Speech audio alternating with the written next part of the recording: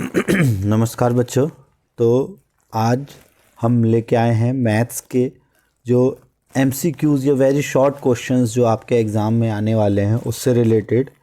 और इसमें हम पहले 5 चैप्टर्स के क्वेश्चंस करेंगे। टोटल 3 वीडियोस आएंगी आपकी मैथ्स की, जिसमें जो वेरी शॉर्ट क्वेश्चंस जो मेन टारगेट होता है हमारा, ताकि उससे ज़्यादा स्कोर किया जा सके सही।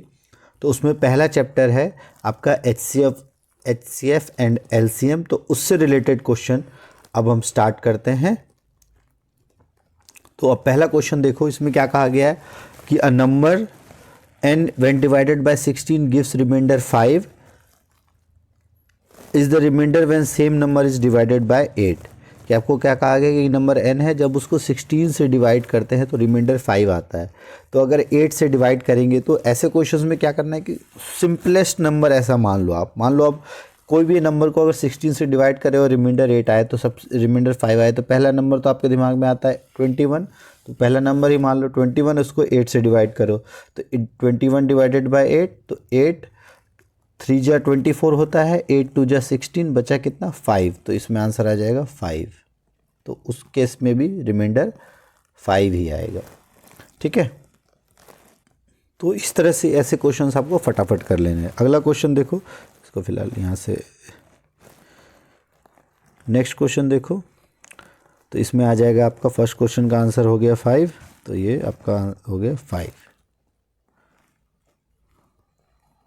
नेक्स्ट क्वेश्चन है 3 की पावर 3, 5 की पावर 4, 3 की पावर 4 एंड 5 की पावर 2। तो HCF हमेशा क्या होता है, जो भी ऐसे मल्टीप्लिकेशंस में फैक्टर्स हो, HCF जो इनमें सबसे कॉमन है। तो अगर आप देखो 3 की पावर 4 और 3 की पावर 3 में कॉमन क्या है हाईएस्ट, तो 3 की पावर 3। तो ये आपका 3 की पावर 3 और इनटू में 5 2 और 5 4 में कॉमन क्या है 5 की पावर 2। तो ये इसका HCF हो जाएगा, हाईएस्ट कॉमन फैक्टर। ठीक है, और इसी फॉर्म में लिखना है आपको, उसको मल्टीप्लाई करके लिखने की ज़रूरत नहीं है। ठीक है, अगला क्वेश्चन देखो। अगला क्वेश्चन क्या है कि if a is equal to x y square, b is equal to x cube y 5। अब x और y प्राइम नंबर्स है। प्राइम नंबर्स क्या होते हैं, जिनका फैक्टर्स जो या तो वो खुद है या 1 होता है, तो उनके कोई कॉमन फैक्टर्स नहीं होते हैं। तो ये दोनों प्राइम नंबर्स हैं। तो एलसीएम क्या होगा a और b का, तो एलसीएम बताना है। तो इसका मतलब प्राइम है तो a और b का जो HCF है वो क्या होगा 1। तो आपको पता है HCF और LCM इसका प्रोडक्ट जो है वो नंबर का प्रोडक्ट होता है। तो इसका मतलब ये जो नंबर है इसका प्रोडक्ट ए बी के बराबर होगा। HCF इंटू LCM, HCF 1 है तो LCM ए बी के बराबर होगा। तो इसको मल्टीप्लाई जब करोगे तो x की पावर 4 और y की पावर 7, तो ये आंसर आ जाएगा x की पावर 4 y की पावर 7। तो अब अगला क्वेश्चन देखो, इसमें क्या कहा गया है 5 7। तो ऐसे क्वेश्चंस में जो नीचे दिया है इसको मल्टीप्लाई करो तो ये हो गया आपका 35 और फिर 35 इंटू 2 70। तो x की वैल्यू हो गई 35, y की वैल्यू होगी 70। ठीक है, अगला क्वेश्चन देखो, फिफ्थ क्वेश्चन। इसमें क्या कहा गया है, if n is a natural number 25 minus 25 की पावर 2n माइनस n की power 2n is always divisible by. ये हमेशा किससे डिविजिबल होगा। अब आपको पता है, अगर आप इसको इस फॉर्म में लिखना चाहो 25 की पावर ये 2 है तो 25 स्क्वायर और n 9 स्क्वायर, ये इस फॉर्म में हम लिख सकते हैं। n अगर n की वैल्यू 1 मानते हो आप, सिंपलेस्ट वैल्यू 1 मानो ना, सिंपलेस्ट वैल्यू 1 मानो तो 25 स्क्वायर माइनस 9 स्क्वायर, तो 25 माइनस 9 और 25 प्लस 9 दोनों से ये डिविजिबल होगा। तो ये 25 माइनस 9 हो गया 16 और प्लस 9 34। तो इसका बोथ आंसर हो जाएगा, it is divisible by both 25 minus 9 and 25 plus 9। ठीक है, तो ऐसे क्वेश्चन में इसी तरह से करना है। अगला क्वेश्चन देखो क्या है, given HCF 25206600 is 120 and LCM is 252 के, वैल्यू ऑफ K। तो आपको पता है HCF into LCM is product of number, तो बस वही आपको यहाँ पे अप्लाई करना है। HCF into LCM is product of number और इजीली इसका आंसर आप निकाल लोगे। तो इसको हम क्या कर सकते हैं, 2520 इंटू 6600 और अपॉन में जो भी आपको गिवन है। HCF गिवन है तो LCM निकाल, HCF है आपका 120 और LCM 252। के दिया है, के की वैल्यू हमको निकालनी है तो के इज इक्वल टू ये आ जाएगा। तो अगर आप देखो इसको यहाँ से ये हो गया 0 और 250 से तो ये डायरेक्ट ये 10 हो गया, ये 0 से अब ये 10 है, यहाँ 12 है, 6 से ये हो गया 2 और 6 से ये हो गया 11 और 2 से ये हो गया 1 और ये 2 5, तो 11 5 जा कितना हो गया 11 और ये 110 है तो 11 5 जा 50, 5 और 0, तो इसका आंसर हो जाएगा 550। ठीक है, तो इस तरह से बहुत आसानी से आप इस क्वेश्चन को कर सकते हो। अब अगला क्वेश्चन देखो, इसमें क्या कहा गया है, the product of HCF and LCM and the of the smallest prime number and smallest composite number. आपको पता है स्मॉलेस्ट प्राइम नंबर क्या है 2 और स्मॉलेस्ट कॉम्पोजिट नंबर वो क्या है आपका 1 को आप कॉम्पोजिट नंबर नहीं कहते, ये ध्यान रखना। 1 is not a composite number, neither a prime nor a composite number. तो फर्स्ट जो कॉम्पोजिट नंबर है वो आता है 4। ठीक है, क्योंकि 3 भी आपका प्राइम नंबर है तो 2 इंटू 4 इसका जो मल्टीप्लिकेशन है। अब इसमें हमें क्या करना है, इसका HCF एंड LCM का प्रोडक्ट निकालना है। तो इसका HCF हो जाएगा 2 और LCM हो जाएगा 4, तो 2 इंटू 4 8 इसका आंसर आएगा। ठीक है, अब आगे अगला क्वेश्चन देखते हैं। तब इस क्वेश्चन में देखो क्या कहा गया है, LCM of 2 number is this which of the following can not be there HCF। अगर LCM 3600 है तो HCF कौन सा नहीं हो सकता, ये हमेशा ध्यान रखना। जो भी HCF होता है वो एक LCM का एक फैक्टर ही होगा, तो इनमें से कौन सा इसका फैक्टर नहीं हो सकता। 600 हो सकता है, ये डिवाइड इससे हो सकता है बिल्कुल, 400 भी हो सकता है, 150। अब 150 ऐसे देखने से तो लगेगा आपको नहीं होगा, लेकिन अगर 360 में देखें 15 6 जा 90 और 94 जा 360, तो ये भी हो जाएगा 8 टाइम्स में। तो कौन नहीं होगा 500, तो इसका आंसर हो जाएगा 500 B। अगला क्वेश्चन देखो क्या है, the ratio of HCF LCM of least prime number and least composite number. ये हमेशा ध्यान रखना, लीस्ट प्राइम नंबर होता है 2, लीस्ट कॉम्पोजिट नंबर होता है 4। तो आपको इनका HCF आएगा 2 और LCM आएगा 4।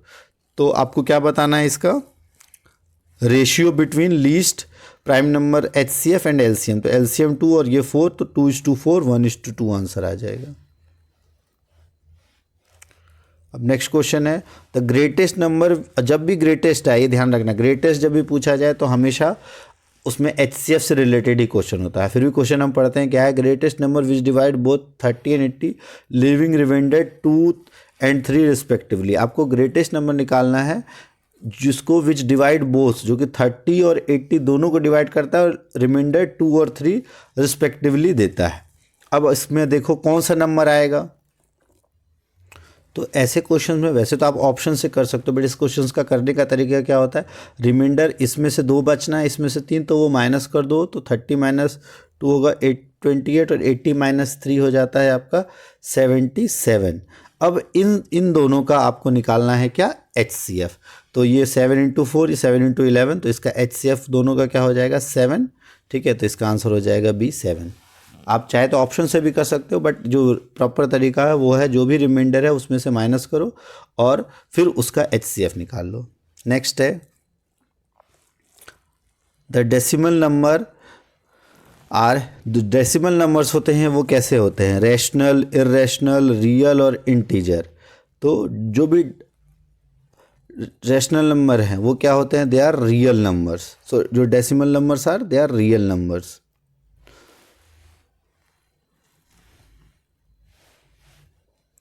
नेक्स्ट देखो क्या है, which of the this 2 numbers and with digit 6। अब 6 से इसमें से कौन से डिजिट एंड करेगा, 4 की पावर n, 2 की पावर n, 6 की पावर n, 8 की पावर n। तो ऐसे क्वेश्चंस में अगर आपको दिक्कत ना हो तो हम अगर n की मिनिमम वैल्यू 1 लेके देखो क्या है, इसमें डिजिट क्या होगा, 1 की 1 वैल्यू रखेंगे तो 4, यहाँ 2, यहाँ 6 और यहाँ 8। तो मिनिमम जो है 1 रखने पे ये आंसर आता है, तो इसका आंसर हो जाएगा C। 6 की पावर n का जो यूनिट डिजिट है वो 6 ही होगा। अब ये जो क्वेश्चन है ये आप आसानी से कर सकते हो, ठीक है। हम इसमें मेनली मल्टीपल चॉइस क्वेश्चन से रिलेटेड करेंगे, और इस चैप्टर में जो बहुत इंपॉर्टेंट क्वेश्चन जो आपको करने ही करने, एक तो HCF LCM का इस ट्री तरह का क्वेश्चन, और ये वाला रैशनल और इरेशनल एक नंबर आएगा ही आएगा, √2 √3 √5 में से कोई एक ना एक आपके एग्जाम्स में ज़रूर। तो अब very short question chapter number 2 का अगर स्टार्ट करें तो इसमें कहा, फर्स्ट क्वेश्चन कहा गया है कि if one of the zero of polynomial is reciprocal to the other. तो जब भी ऐसा क्वेश्चन आए, आपको पता है रेसिप्रोकल है तो मल्टीप्लिकेशन जो होता है अल्फ़ा बीटा, इसकी वैल्यू 1 हो जाएगी, और जब 1 हो जाएगी तो ये किसके बराबर होता है, C/A के बराबर। तो C में है आपका K अपॉन में A की वैल्यू है 5, तो K/5 की वैल्यू 1, K की वैल्यू 5, तो K में आप लिख सकते हो 5। नेक्स्ट है अल्फ़ा प्लस बीटा, ये आपको मल्टीपल चॉइस नहीं है, इसमें आप आसानी से कर सकते हो। जब इसको ओपन करोगे तो इसे अल्फ़ा प्लस बीटा और अल्फ़ा बीटा की वैल्यू यहाँ से रख देना, आंसर आ जाएगा। थर्ड क्वेश्चन देखो क्या है, one of the zero of the quadratic polynomial is 2, find the value of K। तो ज़ीरोज़ ऑफ एक पॉलिनोमियल 2 है, इसका मतलब है कि अगर ये 2 वैल्यू रखेंगे तो इसका आंसर 0 के बराबर होगा। तो 2 वैल्यू रख के देखो x की जगह, तो ये हो जाएगा 2 की power 2 4, 3 × 2 6 plus K is equal to 0। तो 10 प्लस K की वैल्यू हो जाएगी 0, तो K की वैल्यू हो जाएगी -10, तो answer number b. Fourth question इसमें देखो क्या है, if the zero of quadratic polynomial this are 2 and -3, 2 और -3 इसके ज़ीरोज़ हैं, तो अब क्या होगा, एक बार 2 वैल्यू रख के देखो, एक बार -3 वैल्यू रख के देखो। तो जब 2 वैल्यू रखोगे तो हो जाएगा 4 प्लस A प्लस 1 इंटू 2, तो हो जाएगा 2A प्लस 2 एंड B। तो इसको अगर देखो तो ये हो जाएगा आपका 4 2 6 प्लस 2A प्लस B, इसकी वैल्यू 0 के बराबर, तो 2A प्लस B की वैल्यू हो जाएगी, 2A प्लस B की वैल्यू हो जाएगी -6। तो एक इक्वेशन यहाँ से आया, और जब -3 रखोगे तो दूसरा इक्वेशन वहाँ से आ जाएगा, और तब आप दोनों को सॉल्व करोगे तब इसका आंसर आप निकाल सकते हो। तो अब दूसरा -3 निकाल के भी आप कर सकते हो, बट अगर आपको एक इक्वेशन आया है, आप पहले एक बार जो आपको ऑप्शंस दिए हैं उससे इनकी वैल्यूज़ पुट करके देख लो, क्या पता आपको आंसर वहीं से मिल जाए। तो पहला अगर आप देखो वैल्यू A -7 B 1 रखो, तो -7 2 -14 -1 -15, ये तो नहीं होता, तो ये गलत हो गया। A 5 B 1 5 2 10 -1, तो 10 -1 9 आना चाहिए, यहाँ -6 है, ये भी नहीं होगा, ये भी गलत हो गया। थर्ड एक वैल्यू 2 रखो, 2 2 4 और -6, 4 -6 -2, ये भी नहीं आता, ये रखो। एक वैल्यू 0 0 -6 -6, तो डी आंसर आ जाएगा। बिना नेक्स्ट क्वेश्चन के भी आप इसे कर सकते हो, ठीक है। अब अगला क्वेश्चन देखो, इसमें क्या कहा गया है कि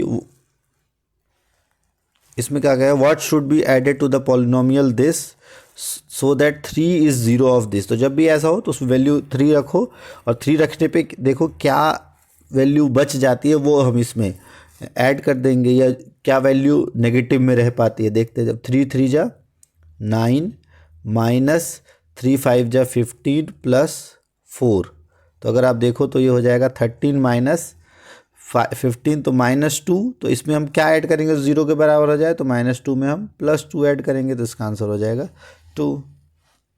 अगला क्वेश्चन क्या है,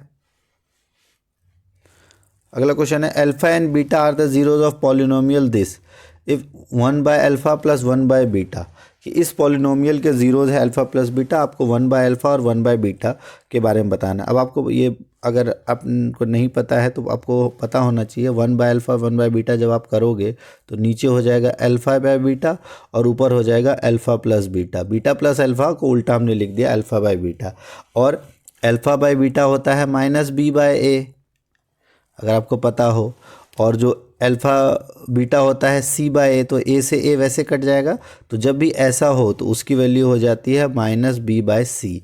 तो आप यहाँ से निकाल सकते हो -b, तो इसकी वैल्यू हो जाएगी -1, और C की वैल्यू 1 है, तो -1/1 इसका आंसर आ जाएगा -1, ठीक है। तो इस क्वेश्चन, ऐसे क्वेश्चन में इसी तरीके से करना होता है। अगला क्वेश्चन देखो,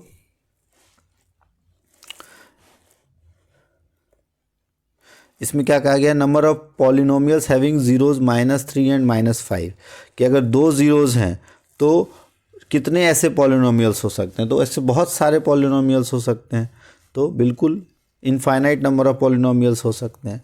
कोई एक पर्टिकुलर पॉइंट से तो बहुत नंबर ऑफ पॉलिनोमियल्स जा सकते हैं ना। नेक्स्ट है alpha and beta are the zeros of the polynomial this and the value of alpha plus beta. अब अगर आप देखो अल्फा प्लस बीटा की वैल्यू क्या होती है, -b/a। अब इस केस में जो b का टर्म है वो ज़ीरो है, तो उसकी वैल्यू ज़ीरो हो जाएगी, और a में कुछ भी हो तो आंसर इसका ज़ीरो हो जाएगा। अगला देखो, विच of the following is a quadratic polynomial having zeros 2/3 and -2/3।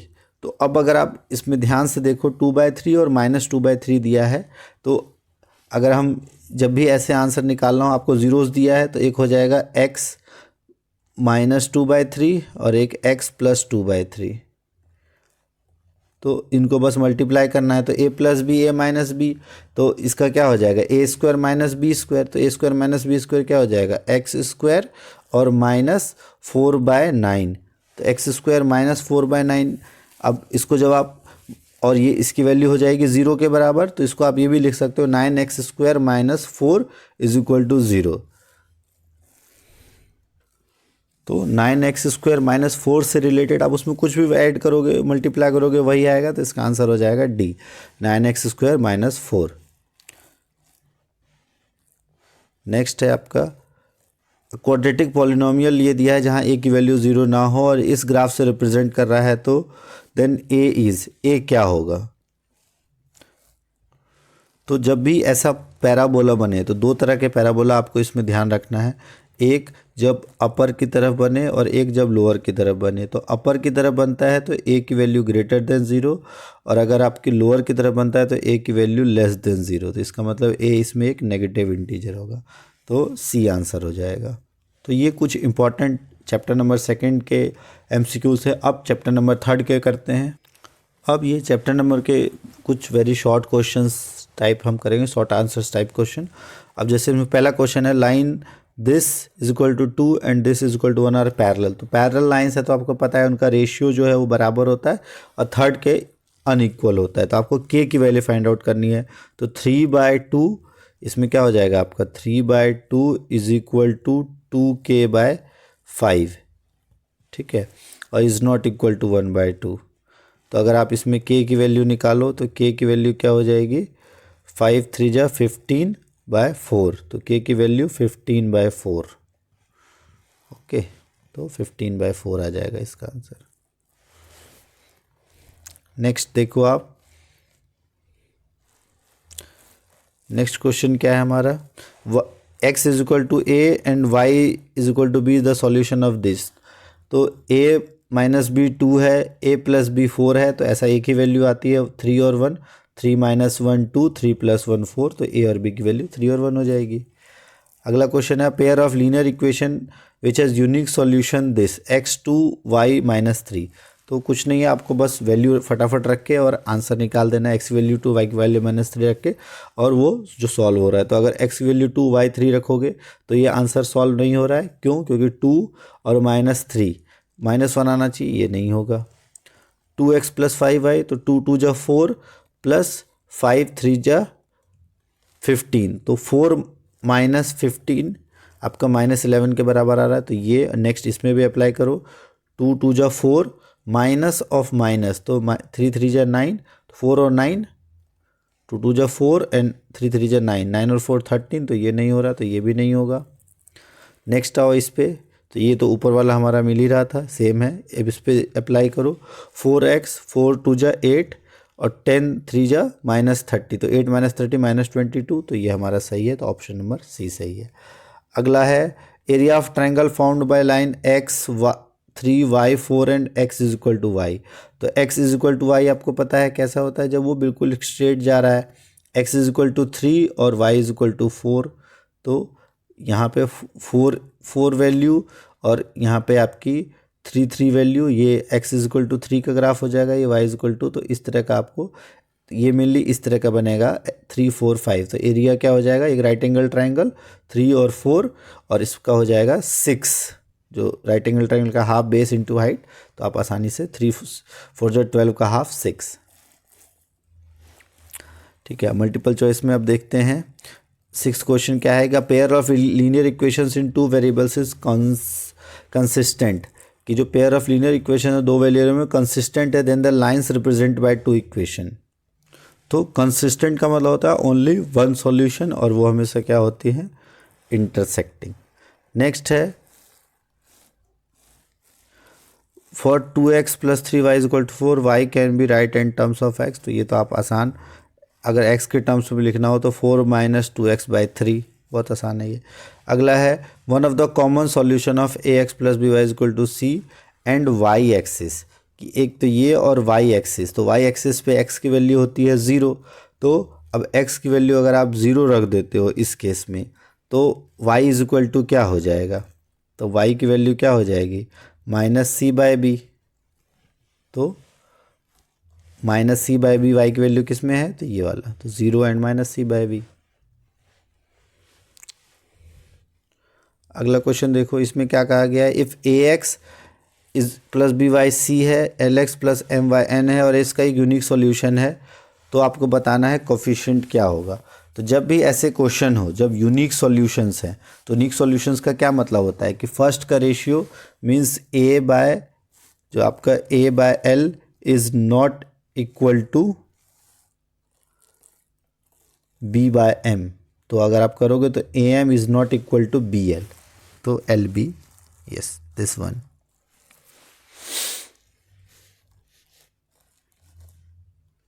अब अगला क्वेश्चन देखो, इसमें कहा गया है ABC में C जो है वो थ्राइस ऑफ B है, C जो है ट्वाइस ऑफ A + B है, तो A + B + C लिखना है।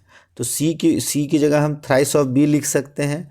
तो अगर आप इस इक्वेशन में C की वैल्यू रखते हो तो thrice of B = 2A + 2B, ये हम कर सकते हैं। और जब आप उसको वो करोगे तो b की वैल्यू किसके बराबर हो जाएगी, 2a के बराबर।